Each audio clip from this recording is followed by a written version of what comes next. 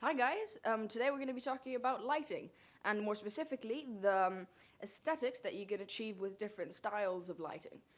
Many people say that aesthetics are not the most important part of a film, and I do agree with that to a certain extent, but I do think that it's important to remember how to make the pretty picture, and it's always great to see a movie that looks amazing. If a movie doesn't look that great, people are just going to think you're an amateur, and they're not going to enjoy it even if the story is pristine. So for me, the most important part of getting the pretty picture is depth, and depth basically means just the difference between the foreground, the background, and even better, even the midground. And this is really the difference between a completely amateur shot, just of a person in front of a completely white wall, completely squared up, and a shot that you would see in a Hollywood film, with lots and lots of depth, lots of stuff happening in the background, lots of stuff happening in the foreground, everything really, really cool, lots of contrast, and it's looking very, very cool. And I think the most important part of getting that depth is just getting the perfect location. The location is really what's going to give that three-dimensional depth, which cannot be replaced with any type of light or any type of lens or anything. So definitely the location is so, so, so important. And if you get a good location, you're pretty much set, I would say. But if you know how to light, you'll even get it much, much better. So that's what we're going to be talking about today, is how to get your location looking the best using these lighting techniques. So the first technique is backlighting. Backlighting is very, very common. I've got a backlight on me right here, and it should be rimming the outside kind of silhouette of my figure right here. And you should see that my face here is kind of white, and also the edge of the sweater, and this is just separating me from the slightly more dark background of the wood behind me.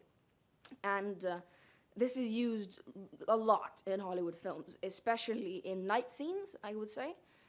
People put lights from houses, pointing down at people, that just will give that beautiful moonlit look, which if you just put it straight at the face, it looks kind of weird, but if you put it from behind, it looks really, really cool. So it's used a lot. Sometimes it's even combined with the key light. Many times it's done actually. Like right now, I've got a key light in front and a backlight there, which is basically three-point lighting. But a great way to use only one light using backlighting, or even in no light if you just have the sun, is to backlight the actor and then bounce light back onto his face using some type of bounce. I love using this kind of polystyrene kind of thing. This thing here, this is really, really amazing. This is, I think they call it bead foam in America, and it's basically polystyrene. I think it's used for insulation or something like that. If you get any box with anything in it, it will have this in it to make it not break. And it's really, really amazing because it's reflective enough to bounce back the full power of a light, but it also will break up the light really, really well because it's got all these tiny beads. So that if you just point a light at a really big area of bead foam, this is not that big, this doesn't really do much, but if you have a big area and you point the light at the center, it will just disperse and then send back all the power of that light, but from a bigger area. So this is really, really good.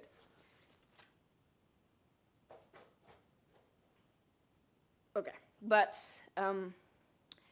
anyway, yeah, it's a great way. If you just backlight the actor from the sun, especially, and then bounce the light back onto his face, it looks very, very cool. But anyway, going on to number 2, and this is probably the most used lighting setup of all time in cinema, I would say, and that is just having the character or the foreground brighter than the background. You just basically take a light, point it at the actor, and let everything else fall into shadows. One thing to keep in mind, there are two things to keep in mind here, but the first is you have to diffuse the light. If you just take an open face light and point it at the actor's face, it's going to look horrible. In fact, right now, I've got 2 open face lights pointing at me, and it looks probably really bad because I've got probably 2 big nose shadows right here. The only reason I'm doing that because the background is really bright, so it wouldn't work. But don't do what I'm doing right now. It looks probably really, really bad. So definitely diffuse the light. You can either bounce it on the bead film, like I said, or you can just diffuse it with a shower curtain. I made an episode on how to make a diffusion frame using a shower curtain and PVC pipes, linked right here, I think. And but anyway, you can just diffuse it with anything, or you can combine the both, which this is the book light. So you just bounce the light and then back and diffuse it again. And this will give a beautiful soft light, which looks especially great on skin. So it's very important to diffuse it. And the second thing is it needs to be motivated. It doesn't need to be super motivated, but it's important that it's just not out of nowhere. So if a person is completely, at night and in a field, and you just have a light on their face, it will just look very weird, and the audience will not believe that they're in an actual field. Instead, so it will just look weird, and that's not motivated lighting. Instead, if you're clever, you could use something like, if they're lost in the middle of a field and they're looking at a map, they could be looking at a map with a flashlight, and then that will bounce light back on their face, so you can simulate that with a small energizer light pointing at their face, or something like that. So it needs to be motivated, especially at nighttime. To have somebody in a night scene, just to have a light, somebody pointing at somebody's face is going to look kind of weird if it's not indoors. So keep that in mind. But anyway, it's a great way of just adding that separation to have the background dark and the face nice and bright. But anyway, number 3, and this is probably quite less common. It's used more in night scenes, and this is having the background brighter than the subject itself. And this is kind of weird because you're not really having any detail in the character's face, which can look a little bit weird, and because it's completely a silhouette, basically. But in night scenes, it looks really, really nice, and it's pretty much the most used technique to light a night scene.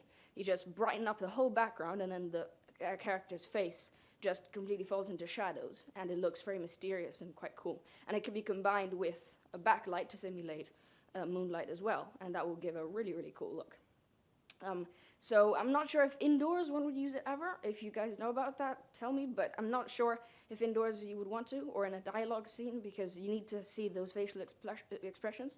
But at night, if you're just having a character running in a forest or something like that, it will look very nice to have the background lit up and the character not. But yeah.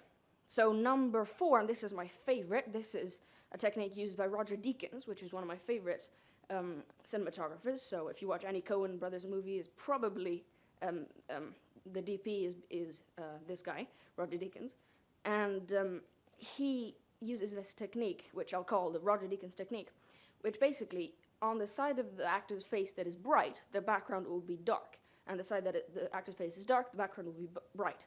So it's basically combining number 2 and number 3, so it gives the most depth possible in that shot. You'll still have that beautiful detail in the skin of the actor, but also you'll have detail in the background, meaning that you know where you are in the scene, and but you still have that depth because it's not just all bright. There is that depth, and there is also those shadows and that interest, which looks very, very cinematic. So when I heard about this, so clever, so clever. So definitely use that. It's one of the best. But anyway, apart from that, that's it. So if you guys have any suggestions for future episodes, please let me know here or here. And apart from that, see you next week.